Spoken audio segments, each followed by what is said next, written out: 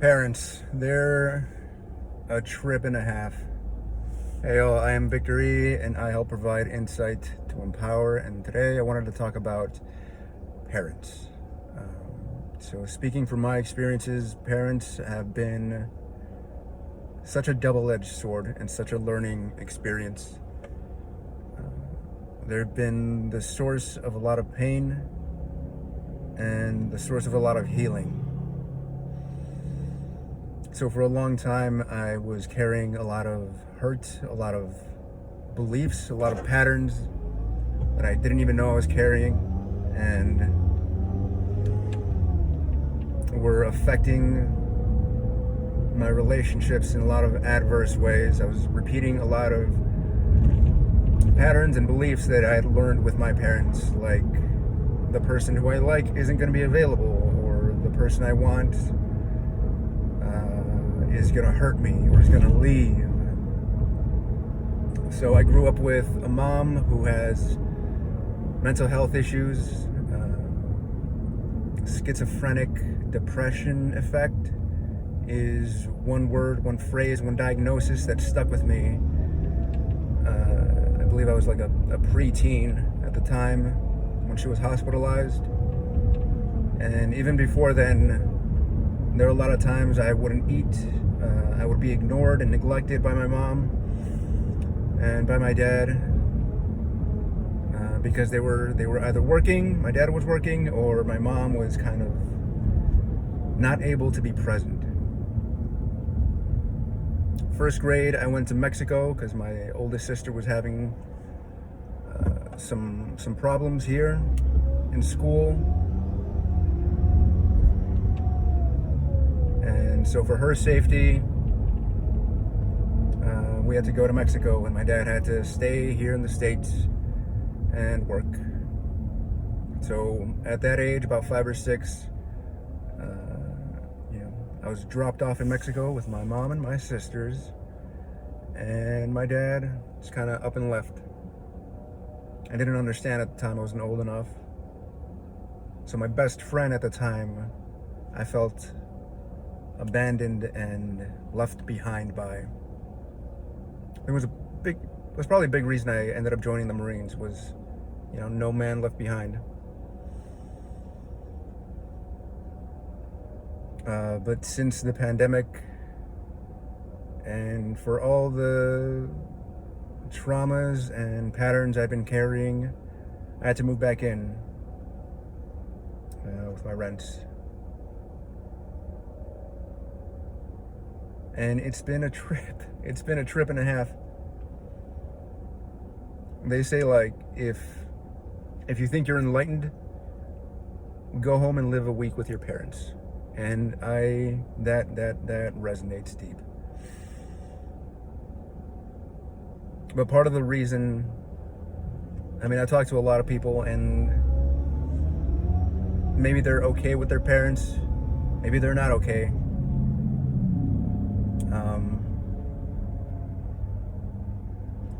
But in some way, it just feels like this was the plan. This was what it was going to be. The more I resist it and try to move out and try to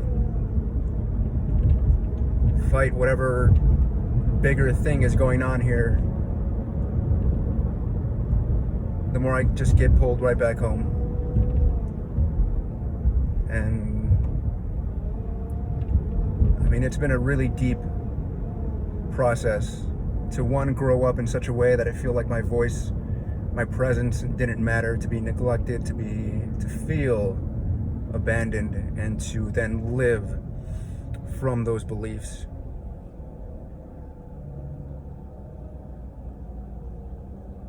But living at home and, doing a weekly lunch with my parents, it's been life-changing, not just for me, but for them as well.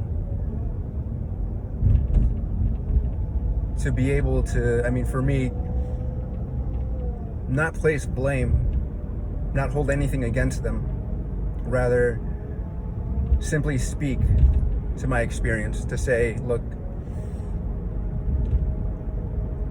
Mom, Dad, this is what happened when I was young, this is what I thought, This is what I felt. This is what I learned from you. And I don't blame you, I forgive you. But this is how it affected me. And at first I wanted them to change. I wanted the relationship to be what I felt it was supposed to be. And that was the surest way to not get that. It was only when I accepted the present, that I accepted things turned out the way they turned out. I missed out on what I feel I missed out on. That the relationship started to get better. And they were able to see me and hear me and have empathy because I wasn't holding anything against them. That's something forgiveness really taught me, is that it's not about them. It's not about what they did. It's about how I felt about it. And speaking to that. Not assuming that they know, not assuming that they should know, not like placing that on them, that you should have known better. They didn't. They had their own issues and traumas that they were dealing with, for sure.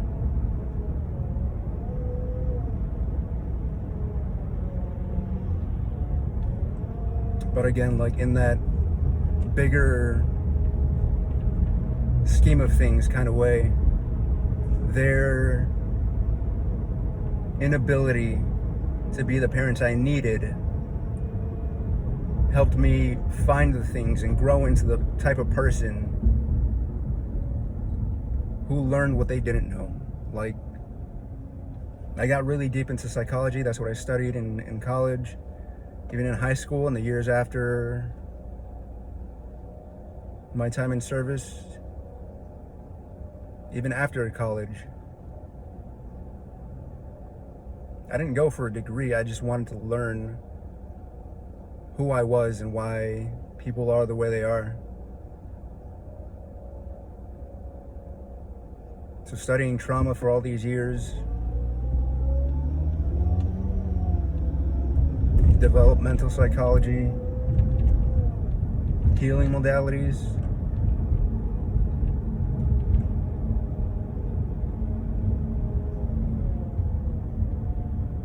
placing blame on somebody keeps them in that loop. So it's only when I could understand what they were going through and be able to communicate without placing blame, nonviolent communication, and really speaking what I felt and what I went through, what I thought was supposed to happen, while accepting that the person is where they are, not where I want them to be. That created this formula,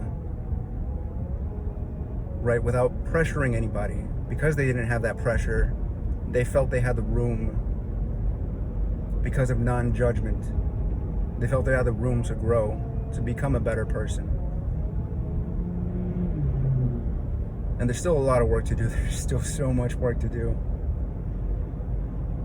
And it's still so frustrating sometimes.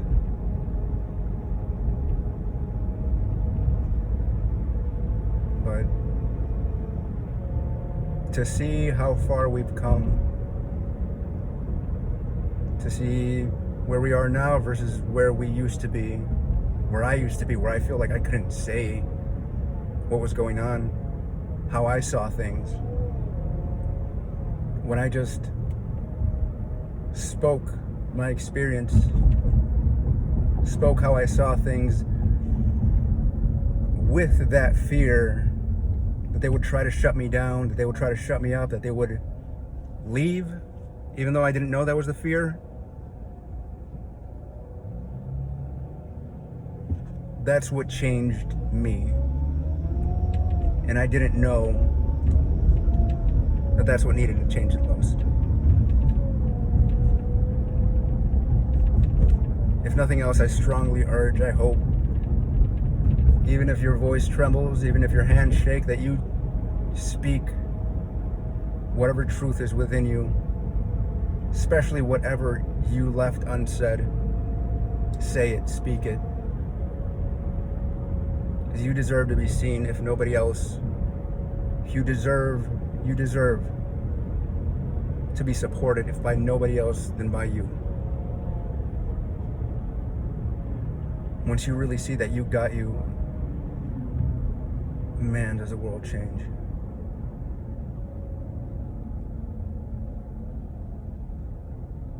If you want to know, if you want to get into the practice, it might help to just practice accepting who you are, who they are, as they are right now. And if you got something to say, it might help to frame it with these 4 steps. 1, what happened that you didn't like. 2, how it made you feel. And getting clear on what it is that you feel and felt. Speaking how you felt, how it made you feel. 2, needs and wants that went unmet, and you deserve to have needs and wants, and you deserve to have them met. And 4, a request. Requesting to have your need met, to have your want met. And if they can't meet that, saying, okay, I'm gonna find somebody who will. If you settle for people who won't, you're gonna keep getting people who won't.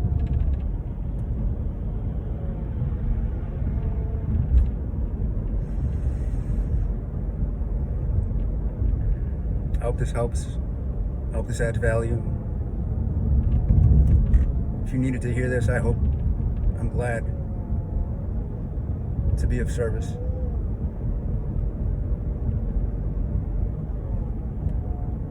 If you haven't heard it today, I love you.